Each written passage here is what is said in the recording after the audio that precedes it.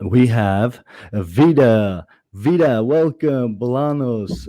I hope I pronounced it correct. Calvin, yes, welcome, welcome. Thank you so much. David has a comment. Let's read it together, Calvin. I think it's important to point out that you can be financially free but not considered rich if you match your lifestyle to your income. I see. What's your take on that, Calvin?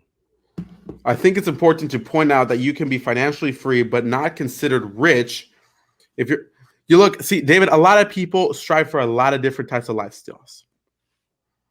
But when you reach a certain level, for someone that's growing, for someone that has a big vision, right? There are very, and this is the thing, there's the 1%, or no, I wouldn't even say 1%, there's like the 0.1% Mm. that says, I'm going to take over the world. Then you have the 10% that's like, I want to have a nice house. I want to be able to have my family free. I want to be able to not have my children struggle like yourself. I don't want that to happen in my life. Right? Then you have the 20, 30, 40%. These people say, I just don't want to worry about bills. Mhm. Right? That's all I want to do. They're probably not taking action, but they're like, I don't really want to worry about bills. Then you have the rest of the group, right? These are people that are really just comfortable in their area. They're not really striving for a better version of themselves. They're kind of just going with the flow. But I think when it comes to being financially free, it really matters on your vision. Financial Mm. freedom reflects your vision, right? Because if you want to take over the world, then money is, yeah, let's just say it's a little important, right? Obviously, it's sarcastic, but it's the truth. Because It's a means to an end.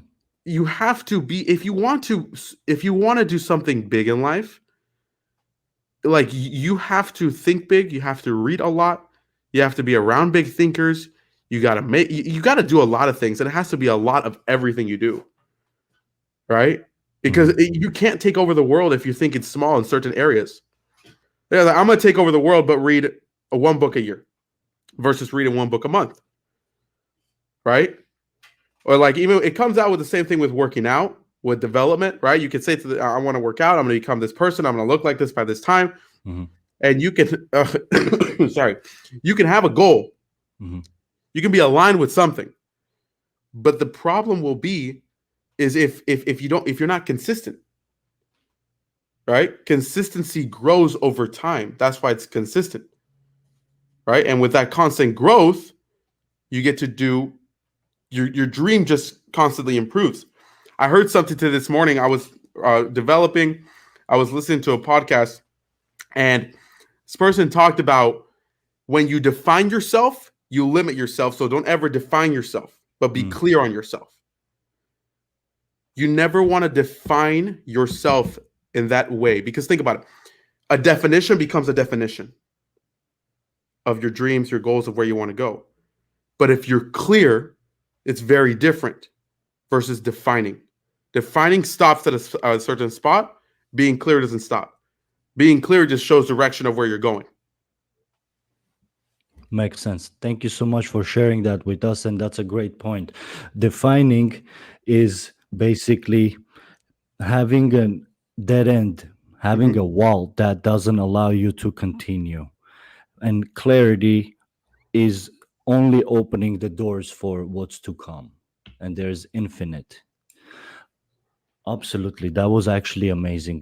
That's a great point that you made. Thank you for that, Kelvin. Of And course. consistent and Go ahead. Yeah. yes, and consistency is the key to everything, in my personal opinion. No matter what you do, simple example: YouTube. Having a YouTube channel, Mhm. uploading videos on YouTube is something that you must do on a consistent basis. It's not something that you can do for, let's say, you upload a video a week for a month and then you stop for a couple of months, you start again. That's not going to help you. Every time you start, you're going to start from scratch. You're going to start from square one. So for you go from square one to square two, you stop, then you go backwards, you go from square one again. So without consistency you do not have momentum. Without momentum you do not have results that you thought you were going to have.